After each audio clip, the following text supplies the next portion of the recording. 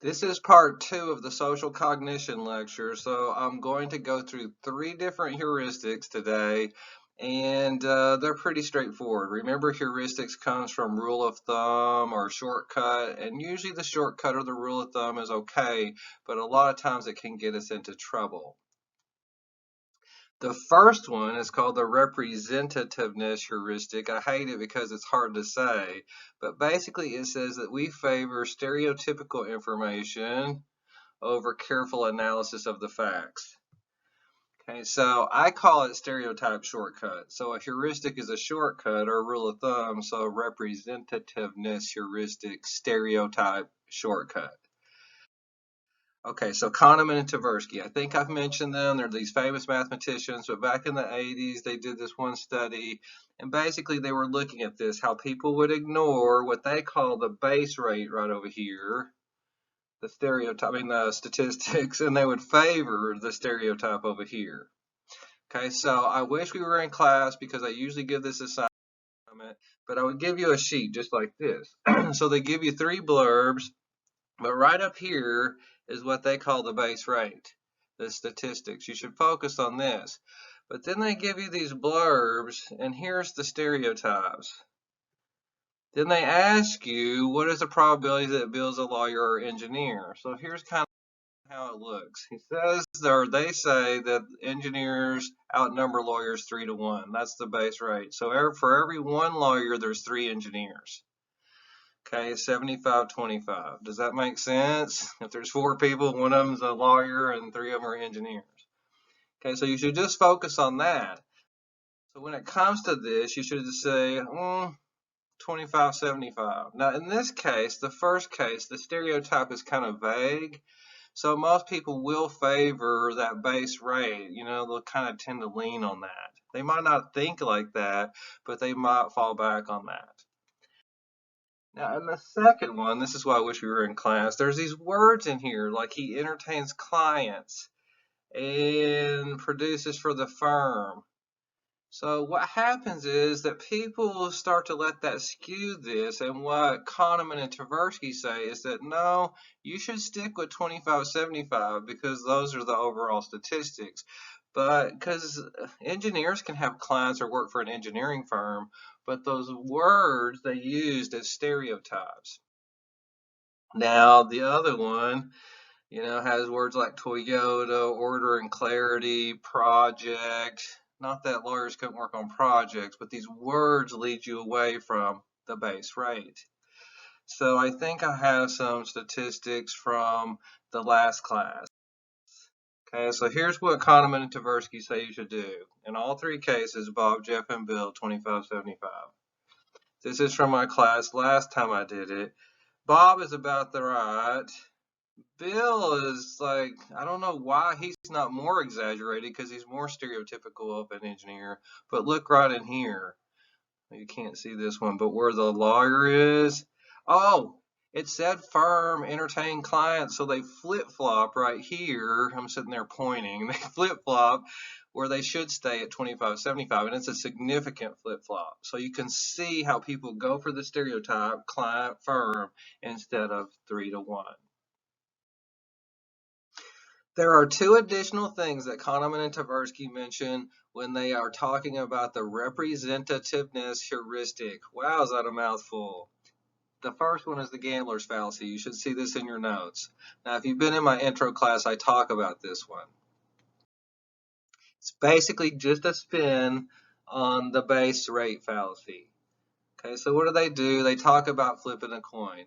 What's the probability of a heads or a tail? Everybody knows that. 0.5, right? Even a little kid knows that. Okay, so what they tell people is we flipped a coin 6 times, and the first 6 times we got this, the second 6 times we got this, and the third 6 times we got this. Which one of these 3 scenarios of 6 coin flips is most likely? And most people go, well, it's this one. Why? Because it looks random, and that's a random event. Well, if I really do the mathematics, the base rate, and carry it out, it's 0.5 to the 6th power. Not only right there, but right here and right here. So all three are equally likely. 0.5 to the 6th power goes to 0.0156. So most people don't want to think about that. They don't want to go into the statistics. What do? They go with what's representative, and they pick this one. And that's the representativeness heuristic, right? You pick the stereotype, what seems random, instead of thinking about the statistics and the independence of outcomes. Now, the third thing they talk about with respect to the representativeness heuristic is the law of averages. Now, if you're a sports nut like me, you should know the law of averages. Okay, so they call it regression to the mean, but mean means average, regression to the average. So let's just say there's a person and his average is 30 points per game. I have this person on here. Yesterday was Kobe Day, okay? But I don't know, it might have been 35, I'm not sure. Let's say at one point Kobe scores 81, which he did. That's a fluke. That's not his average. It's way out of bounds. I don't want to get into statistics right now, but it's an outlier. Okay, by sheer probability, no matter what Kobe does, the next game he's going to fall back down towards his average.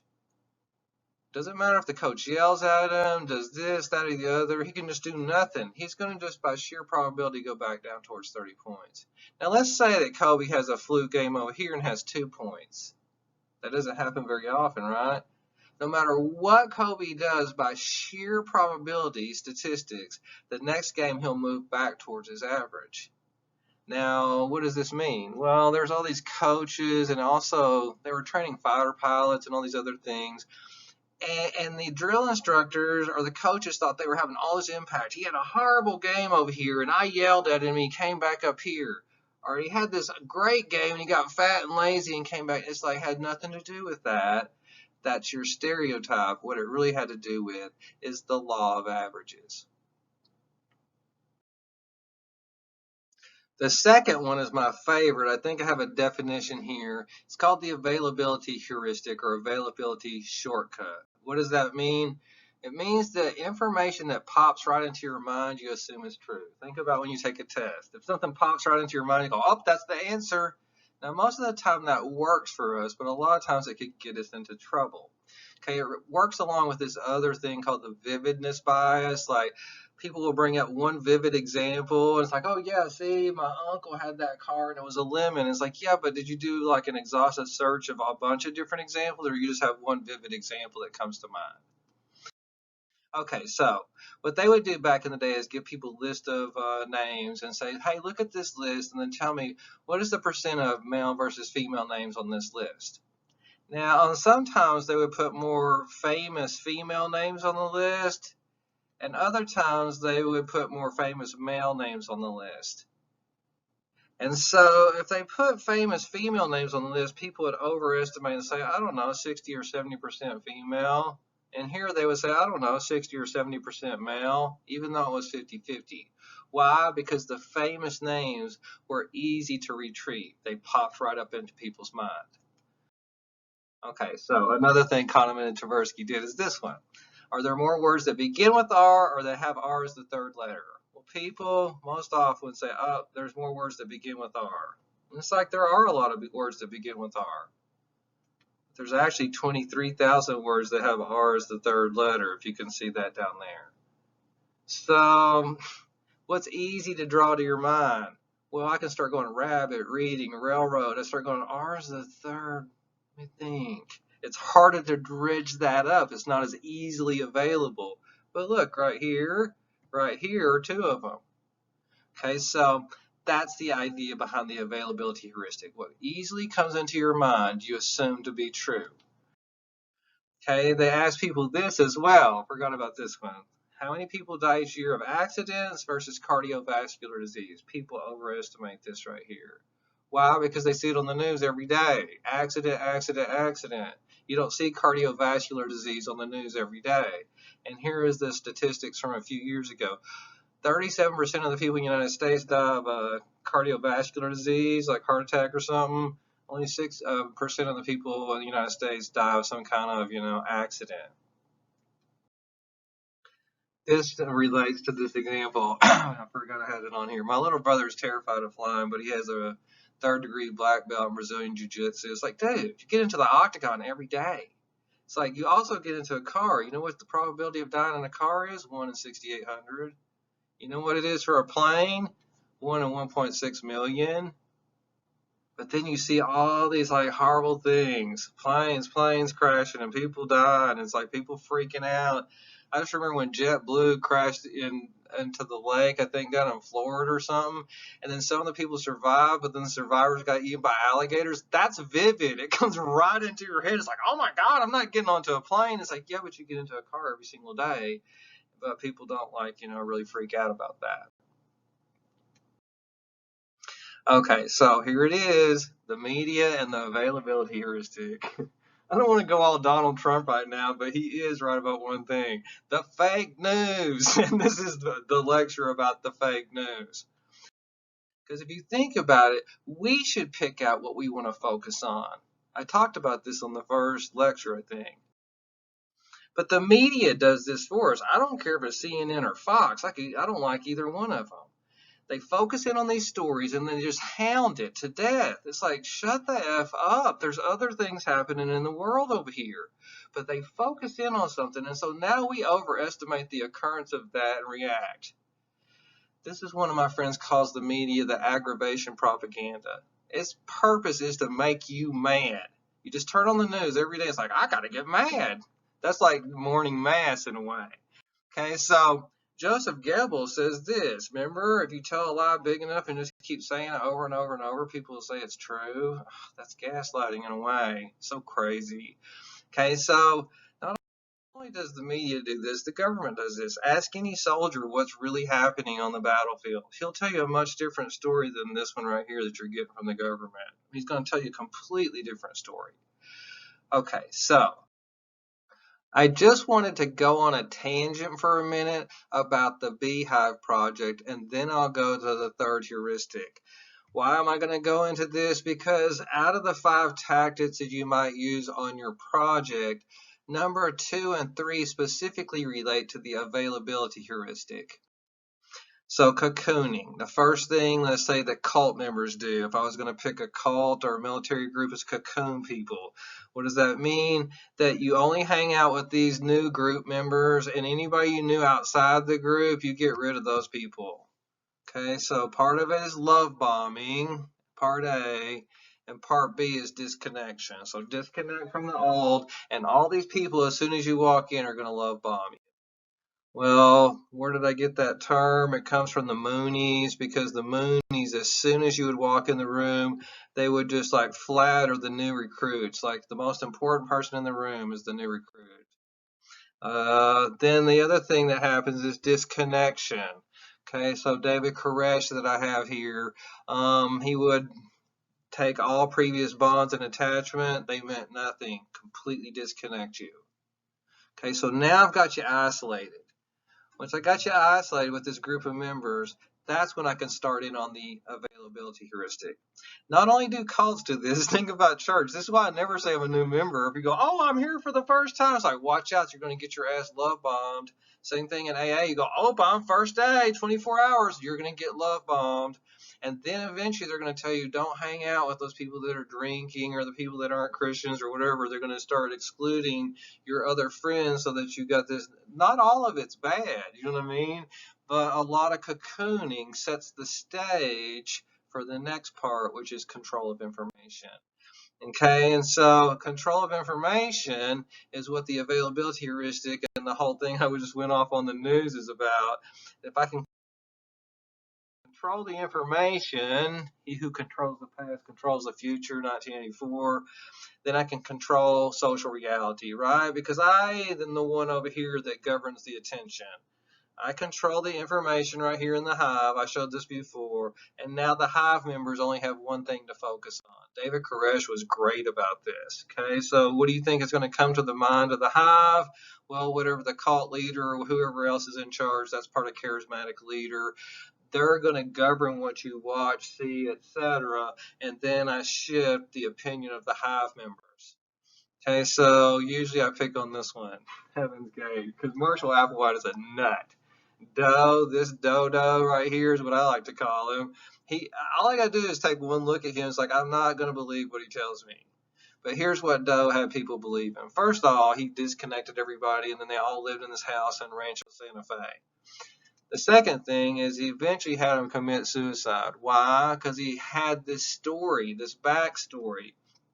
There was a spaceship behind the Hale-Bopp comet, and Jesus is driving the spaceship. And if they kill themselves, he has a special key that's going to let just these 38 people get on the spaceship with Jesus, and then Jesus is going to drive it to heaven. It's like, dude, I'm not buying that story. You know what I mean? But if you're isolated and you gather the right isolated members together and they're all saying the same thing, they all reinforce the same social reality. Okay, this is the last one. I saved the easiest one for the last. It's called anchoring and adjustment. So the anchor is a starting point, and then you adjust or calibrate around that anchor. Now, what does all this mean? Well, Kahneman and Tversky, I've been talking about them all day today, I think. They did this famous study where they just asked people what percentage of the United Nations is made up of African countries. Is it 90%? Is it 12%? What is it?